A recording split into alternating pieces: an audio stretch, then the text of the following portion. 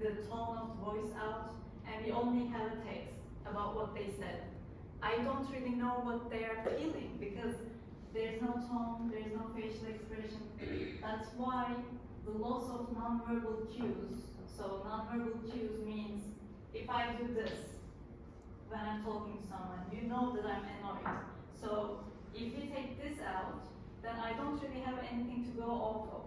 So I can say, oh, this person is clearly like, you know, a bad person. I don't actually know that, I just have an idea about this person. So facial expressions, body language, tone, even if like sarcasm gets really like, you know, it's a bit of a tricky to understand. If I say, yes, of course, you would understand that I'm saying, yes, of course, it's obvious. But if I, yes, of course, I say, you think that I'm sarcastic, so you don't take me seriously. But if it's an online situation, you might misunderstand me. You might think that I have a bad intention towards you, even if I don't have some. So this results in, of course, misunderstandings. It leads to more aggression because we tend to make think of others as a threat before as an ally. So I'm more cautious than other when I'm meeting a person. So and then this leads to lower empathy because I don't want to have empathy for someone who's bad towards me. So it leads to lower empathy. And then there is the anonymity of it. So being anonym online creates this unaccountability thing. So if there's no one to see me doing a bad thing, or no one to say, be mad at me, then I'm more likely to do the bad thing because there's no consequences. I just do whatever I want and there's no consequences. Of course, people act more aggressively, more harshly, more like they don't have empathy for each other because there's no real consequences like in real life. If I was rude to one of you here, there would be consequences. We're all friends here. But if I was, a rude person, you would not talk to me, you would not listen to me, you would not share anything with me. So I'm not aggressive or anything. But online, it's a different story. So let's just take a scroll on Instagram. Let's imagine that I opened my Instagram towards you and shared it on screen, and I'm seeing this for the first time. It's a huge, ecosystem collapse. There's garbage everywhere. I'm so mad right now because I cannot understand how a person might do this. I'm seeing a beautiful lake, and then someone came and threw their, garbage there. I'm saying, how could another person do this? It's a, gorgeous lake. How could they do this? So I like the picture because I want more people to see it, more rage, more, I want something to happen. And it even says in the caption, action now. These kind of posts, they call for action. They want you to do something. But what can I do, you think? You like the post and then you scroll past. And then I see another one. I'm looking at it and it's all confusing. I don't even know what half of these numbers mean. What are they talking about? I'm not a science person, how can I understand? And then I don't like it because I don't understand what this means. So I scroll past, I do nothing. And then I see the cutest image on the planet Earth. And I see how can this be real? It's not, it's AI. And it makes my heart really emotional and I like the picture and I see more of it and I scroll and I take more kittens, another animal. Because I like this post, Instagram shows more of it to me. So even though these 3 posts, I spent exactly the same amount of time there, the fact that I like this one because it calls for action and it makes me angry, and I like this one because it makes me feel cute and warm inside. But I didn't do anything like this. I didn't do anything with this. I didn't comment. I didn't send this to anyone.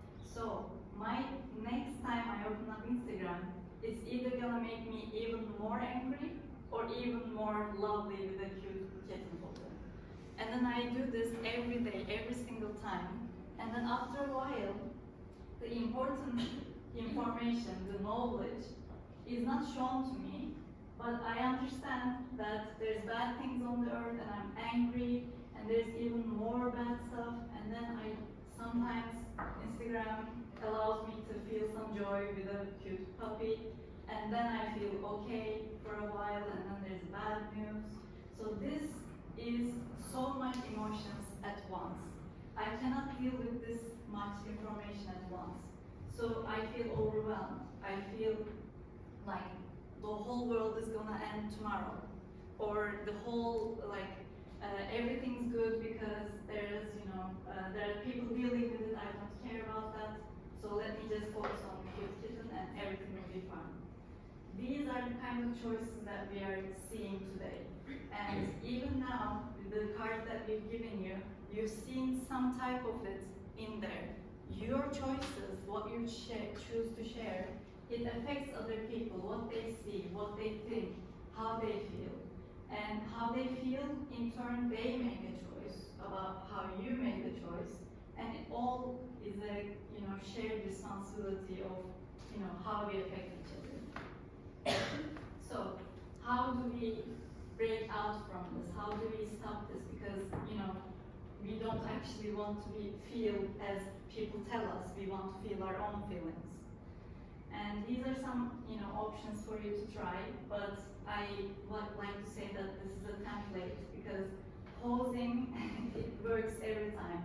So when there's a text that is very annoying to you or you're very angry, you say, like before you text, let me take a breather, let me take 1 second, and then I say, would I text this, would I say this face to face?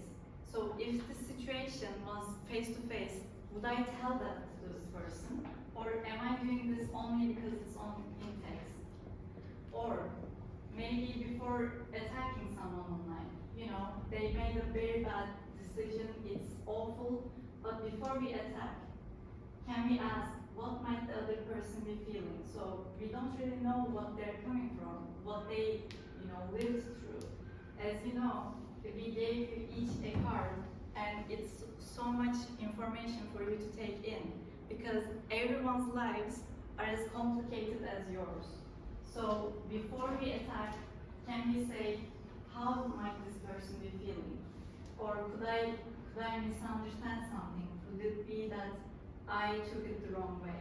If we ask these things, then the next time that something happens, maybe someone else will think about us the same way, think about our mistakes or our intentions the same way. And do not assume similarity. This is kind of opposite of what we like to assume because we are all human, we are similar in that way, but we all have different points of view. So this results in different choices and different outcomes for each other. So who might this other person be? Who am I and who are they? And then trying to understand and giving some understanding is, of course, the best way. As you can see, if we're interacting here, then we make each other feel okay. We say, oh, it's understandable. What if we did that for online people who are also people but just not here? So encourage, pause, reread, and then send. That's the first rule. A 10-second gap really makes a very much difference. And behind the scenes, what are they doing? So people are different from each other. They're comparing each other, comparing different worldviews together. So if we all are different, so look at the puzzle pieces, it all fits together because they're different, not because they're the same. So we are all coming from a different side, but we make another whole thing.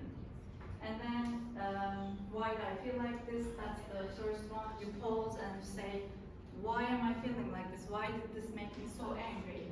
There is not much of a, if I say, oh, this was not that much of a big deal, then I can say, okay, let me just calm down. And then lastly, who put this here and why? As Gülün explained, there is no way that it's just randomly appeared on your page. Someone put it there. Someone means an algorithm here, but let's say if it's a person, why are they putting this on me? And why am I, like, what am I supposed to feel? Why are they deciding that I should be angry, or I should be happy, or I should be confused? So thinking about these things makes us a better reader of the online